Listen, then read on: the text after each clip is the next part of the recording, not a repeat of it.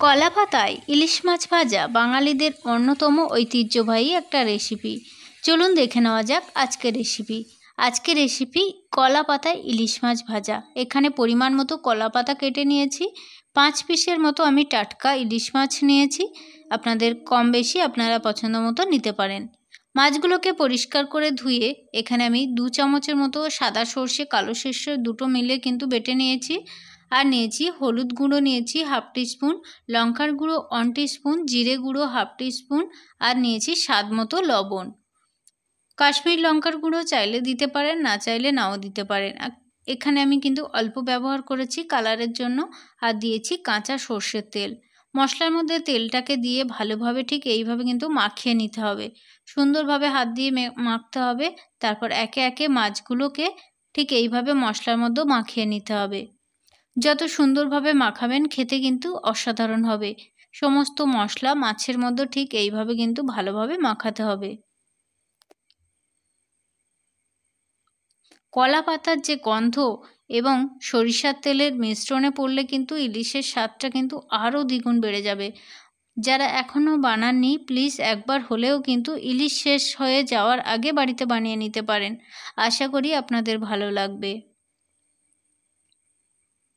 দেখুন মাখানো হয়ে গেছে। ঠিক এইভাবে 5 থেকে 10 মিনিটের জন্য রেখে দেব। অন্যদিকে কলা পাতা আমি হালকা তেল মাখিয়ে নেব। আপনারা চাইলে কিন্তু কলা পাতাটা কিন্তু হালকা সেঁকে নিতে পারেন। আমি এখানে কাঁচা কলা পাতাই দেখাচ্ছি। দেখুন হালকা কিন্তু তেল মাখিয়ে নিয়েছি। একে একে ম্যারিনেশন করা মাছগুলো সাজিয়ে দেব। দেখুন ঠিক এইভাবে কিন্তু সাজিয়ে দিতে হবে।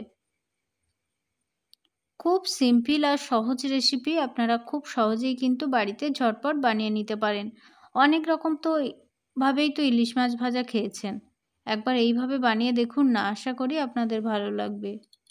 দেখুন মশলাগুলো আমি চারিদিকে দিয়ে দিলাম। খুব একটা বেশি মশলা আমি এখানে ব্যবহার করিনি।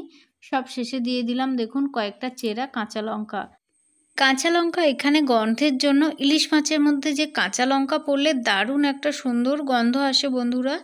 উপর থেকে দিয়ে দিলাম কাঁচা সর্ষের তেল। দেখুন ঠিক এইভাবে ঢাকা দিয়ে কিন্তু মিডিয়াম টু লো হিটে করতে হবে রান্নাটা। 3 থেকে 4 মিনিট পর দেখুন কতটা সুন্দর, দেখুন মশলাটা কিন্তু একেবারে মিশে গেছে মাছের মধ্যে আর তেলও ছেড়ে দিয়েছে। পাতাটা একটু ছোট হয়ে গেছে, বড় হলে খুব ভালো হতো। আমার কাছে যে পরিমাণ পাতা ছিল তার মধ্যেই করেছি। আপনাদের কাছে পাতা একটু বেশি থাকলে একটু বড় সাইজের পাতা নিতে পারেন। দেখুন ইলিশ মাছ খুব একটা বেশি ভাজবো না, হালকা ভাজবো। সেই জন্য 5 থেকে 6 মিনিট কিন্তু একটা পিঠ আমার হয়ে গেছে, অপরটা ঠিক আমি কিন্তু এইভাবে ঢেলে চেঞ্জ করে দেব। আস্তে করে প্লেটের মধ্যে ঢালতে হবে, কোনোভাবে যেন মাছটা পড়ে না যায়। তলায় যে ছোট ছোট পাতা দিয়েছিলাম সেগুলো কিন্তু ফেলে দেব। দেখুন কতটা সুন্দর। দ্বিতীয় পাতাটা ঠিক একই রকমভাবে হালকা তেল কিন্তু ব্রাশ করতে হবে। ঠিক এইভাবে কিন্তু পাতাটাকে ব্রাশ করে নিলাম। এবার ওই মাছের উপর সেই তেল মাখানো পাতাটা দিয়ে একটা প্লেট দিয়ে চেপে নেব। আলতোভাবে কিন্তু উল্টাতে হবে, কোনো রকম মাছটা যেন সাইডে না চলে যায়। দেখুন আমি ঠিক এইভাবে কিন্তু উল্টে দিয়েছি। খুব সাবধানে প্লেটটা তুলতে হবে। দেখুন যেহেতু আমার মাছের পরিমাণটা খুব কম সেই জন্য কিন্তু খুব একটা অসুবিধা হয়নি।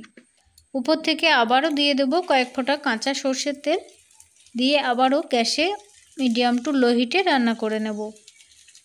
দেখুন ইলিশ মাছ ভাজা কিন্তু আমাদের একেবারে রেডি।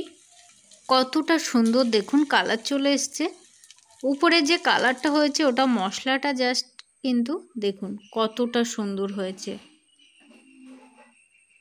দারুণ হয়েছে দেখতে। এবার আমি এর থেকে একটা মাছ ভেঙে দেখাচ্ছি কতটা সুন্দর সুসেদ্ধ হয়েছে, কতটা সুন্দর হয়েছে দেখুন। দেখলেন তো কত সহজে ইলিশ মাছ কলা পাতায় ভাজলাম। আপনারাও চাইলে বানাতে পারেন আর গরম গরম ভাতের সাথে পরিবেশন করুন।